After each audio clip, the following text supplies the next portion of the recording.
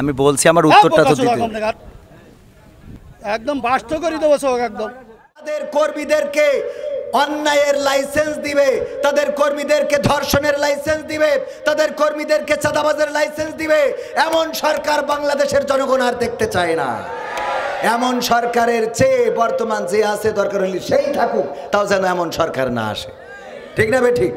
কারণ এতদিন 16টা বছর কথা বলতে দেয় নাই, কথা বলা যায় নাই, রাজপথে নামতে দেয় নাই, মামলা হামলা জেল জুলুম এতটাই হয়েছিল যে আমাদের এক বক্তা বললেন যে উনি গিয়েছেন এক জায়গায়, যাওয়ার পরে বলতেছে চলেন আলহাজের চায়ের দোকান থেকে একটু চা খেয়ে আসি। তো চায়ের দোকানে যেয়ে দেখে যে চায়ের দোকানদার তার চেহারা দেখে বোঝাই যাচ্ছে যে এই লোক অন্তত আলহাজ হইতে পারে না। যেমন এই যে দেখেন আমাদের আলহাজ আব্দুর রউফ সাহেব, চেয়ারম্যান সাহেব, ওনার চেহারা দেখলে কিন্তু বোঝাই যাচ্ছে উনি একজন হাজি মানুষ, কারণ স্ট্যান্ডার্ড, ওনার টাকা পয়সা আছে, হজে যাওয়ার মতো অ্যাবিলিটি আছে। ঠিক না বেটি? কারণ হজে যাওয়ার একটা টাকা, এটা তো অ্যাবিলিটি। ওমরা হইলে তো একটা কথা ছিল যে ভ্যান চালক রিক্সা চালক তারা যাইতে পারে।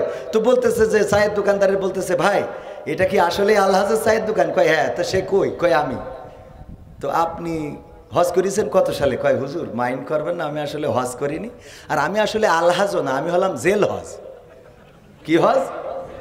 জেল হজ। তো জেল হজ কেন? তা বলতেছে যে হুজুর আমি ওই গাঞ্জার ব্যবসা করতাম। কের ব্যবসা? আপনাদের এদিকে ডালির ব্যবসা আছে? হ্যাঁ, ডালির, বুটির ডাল। হ্যাঁ, ও ফেন্সি ডাল। আচ্ছা, তো যাই হোক, এখন ওগুলো না বলি, আল্লাহ মাফ করুক। আমার গতকালকেও এই অঞ্চলে মাহফিল ছিল, কোন জায়গায়, এদিকে কাকডাঙ্গা। তো বলতেছে যে হুজুর আসেন কাশির সিরাপ খাওয়াই দেবেন। আমি বললাম শয়তান, আমি বুঝি না। কাশির সিরাপ আমার অত কাশি এখনো হয়নি, কত বড় খাটাস, আমার বলতেছে যে কাশির সিরাপ খাওয়াবো।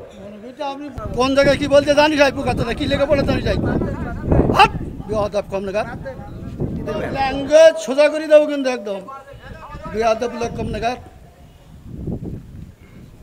ভগর করতে আমি থাপড় দেবো, একটা চোখ বাসটা করে দেবো কিন্তু একদম। আমি বলছি আমার উত্তরটা তো দিতে।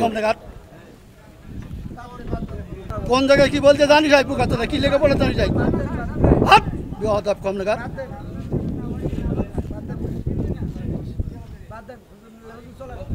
একদম বাস্ত করে দেবো সব একদম।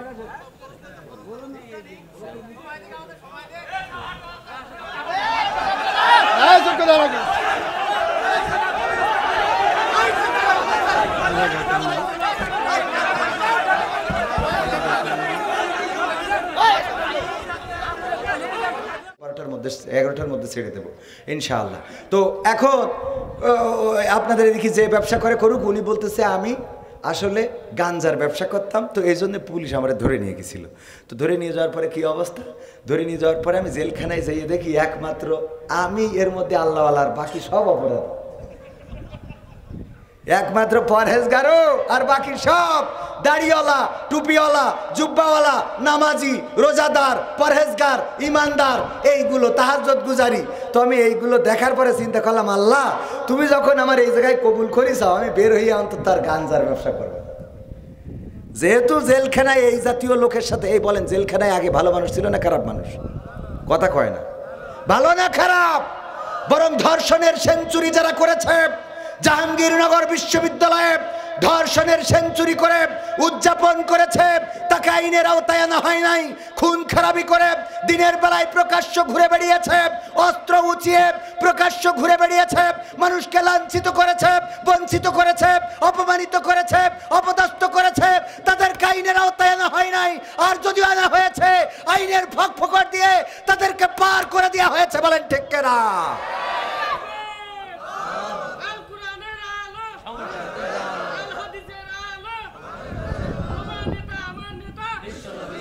সম্মানিত ভাইয়েরা, তো উনি বললেন আমি জেল হজ, কারণ আমি দেখলাম যে এখানে সবাই মোটামুটি আল্লাহওয়ালা, শুধু আমিই খারাপ। তো আমি চিন্তা করলাম আল্লাহওয়ালাদের সাথে যেহেতু কবুল করেছে, সুতরাং এখান থেকে বের হব আর খারাপ কাজ করব না। তাই আমি চায়ের দোকান দিয়েছি, গাঞ্জার ব্যবসা আর করি না। এখন আমার কাছ থেকে যারা গাঞ্জার কাস্টমার, যারা গাঞ্জা কিনতো, ওরা আমার দোকানে এসে উপহাস করে ডাকে, তুই তো হাজি সাহেব হয়ে গেছিস, তো আলহাজ। সেই বলতে বলতে এখন আলহাজের চায়ের দোকান হয়ে গেছে। আমি আসলে আলহাজ না, আমি হলাম জেল হজ। কি হজ?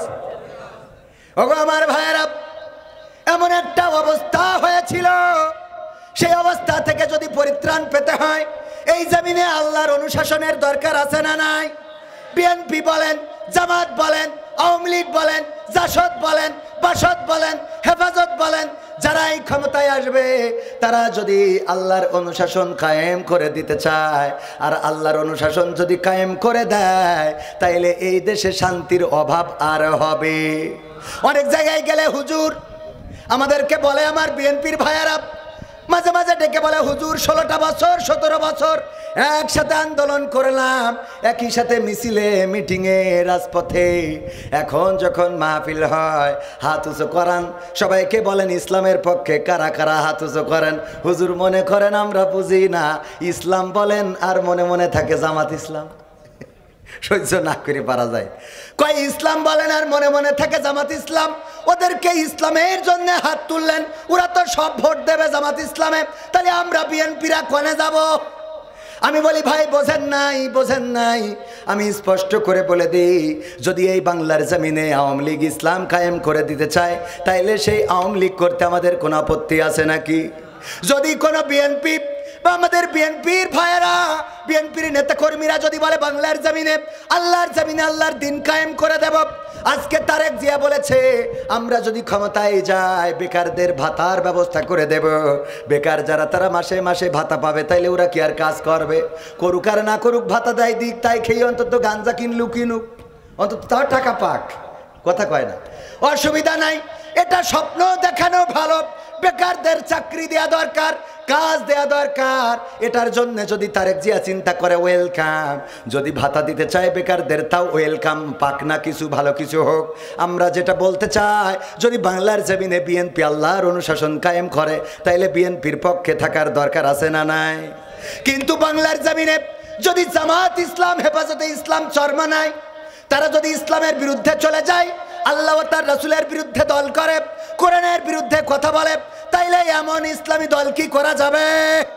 জামাতের আমির যদি ইসলামের বিরুদ্ধে চলে যায়, জামাত ইসলাম বিয়ে হেফাজত চরমনায়, ইসলামের কথা যারা বলে বেড়ায় তারাও যদি ইসলামের বাইরে কথা বলে, তাইলে তাদের বিরুদ্ধে রাজপথের নামতে আমরা রাজি আছি না নাই?